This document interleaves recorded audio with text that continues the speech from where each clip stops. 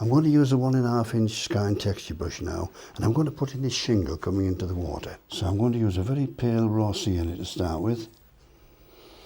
The brush is a bit too wet, so I'll just take it off with a tissue, like that.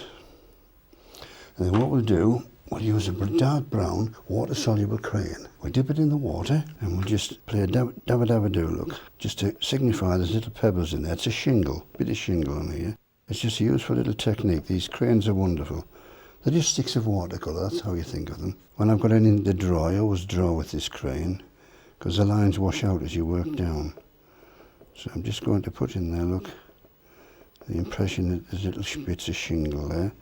We'll draw out the edge a bit. You needn't do it all, we're just giving an impression here. And then what I'm going to do to soften those, I'm going to use the white one, the white water-soluble crayon. There's all different ways you can do things, but here I'm just going to blend those in like that with the white one.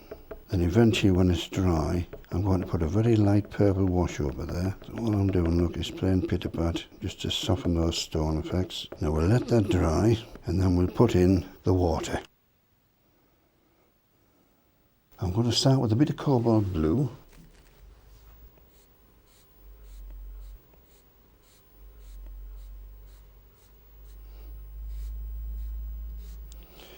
The secret of watercolour painting is not using the largest brushes possible in relation to what you're painting to get freshness in your painting. Now I'm going to add a bit of Payne's grey and a bit of cobalt blue and a bit of green now.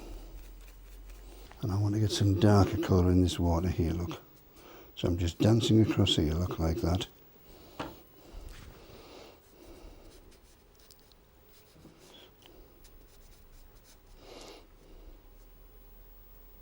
Just dragging the brush down a bit.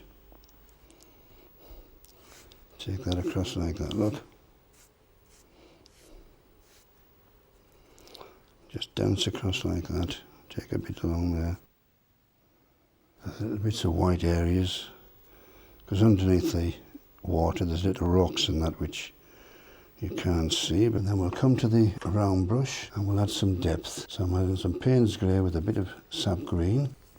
And we're going to just stroke across there, add a bit of depth here and there. I want this dark around the shingle to make it distinctive. So I want a bit of burnt sienna added to that bit and a bit of Payne's grey. I want this shingle, this little bit of bank to stand out. It's got a cut in there like that. I'm going across the peaks of the paper, so I'm leaving bits of the white paper showing through. Now we'll do the same there, look. A few darker bits in there.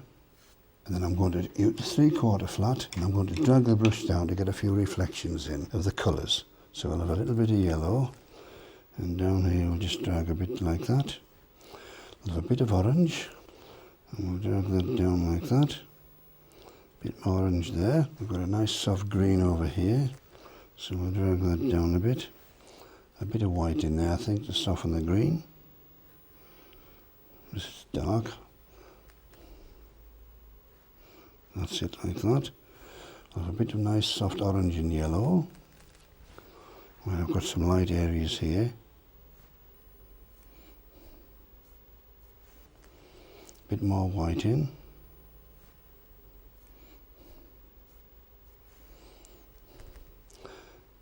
Nice bit of yellow down there.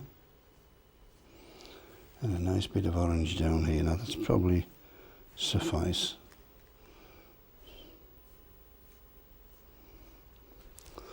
And then what I'll do, I'll get the rigger, a bit of white paint.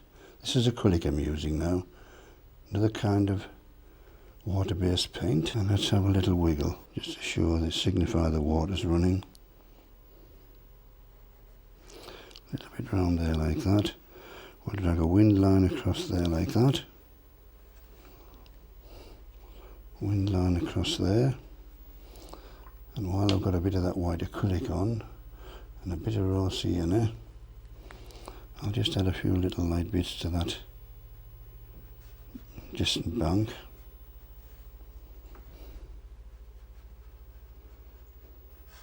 It's dark, but there's odd bits you can see through where there's roots and light bits reflecting through. Right, we're going to let that dry now. There's some distant trees here with no leaves on, but adds to the composition. So I'm going to put these in now with a bit of Payne's Grey Blue and a bit of Risen Crimson. I'm resting my hand on here, and what we've got coming up here are some trees. They're just dead trees, I think, but they make a feature in the painting. There's another one coming up here behind this bushes here. There's a little bit of foliage on. I'll show you how we do that. I'll just thicken the bottom there, trunks a bit like that. And behind here there's a few very distant bushes, so while I've got the rigger in my hand, we'll just put these in. I'm just having a wiggle. They're just in the distance, but there's something in there in the distance behind here. Like that. Right, now I'm going to put some paint on this rigger, and I'm just going to play a pitter-pat. I'm just going to come down like that, look. A different colour, a bit more green for this one maybe. And don't be frightened to be bold. Making mistakes, I've learned more things from mistakes than anything.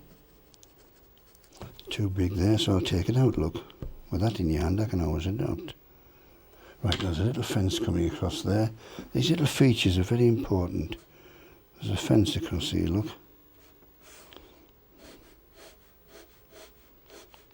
There we are. Now I want a little purple wash now to go over this shingle. So I want a little bit of red, a little bit of cobalt blue. That'll do, but I want lots of water in it. A bit more blue. And lots of water. I just want to give this a little bit of a purple touch to it. And the only thing I've got to do now is to finish off this grass a bit. And I'm going to use a large brush. And I want some burnt sienna, bit of Payne's Grey, and I'm going to twitch, look. That's too wet, so take it off like that.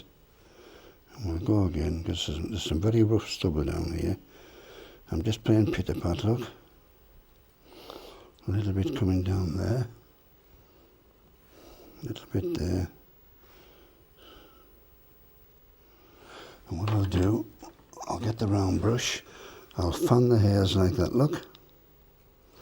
And I'll twitch up there using the paint just to get some grass effects, look.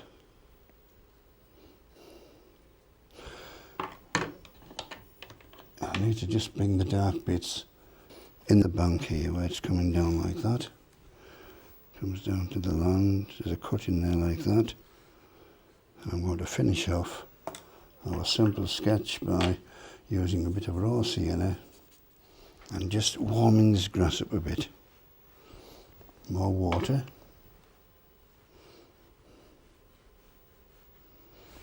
Just adding a little bit of colour into there. Bit of raw sienna across here. Where I've left bits of white paper, I'm going to just fill those in with a bit of raw sienna, which will give it a bit more glow. And two highlights on those trees. Bit of yellow, bit of white. I need these just a little bit lighter. That's what I want. Get a few light bits in like that, look. A little bit there. Bit of orange, and then this will have to suffice. There we are, nice bit of orange in there, look. Bit more white with it. This acrylic white is wonderful. It just makes the deposit of paint stay on the top. And there's our finished painting.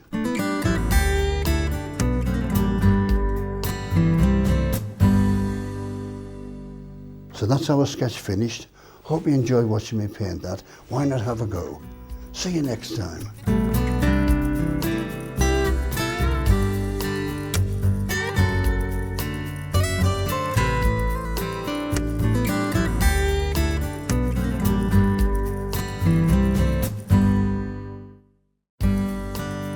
Now available on DVD.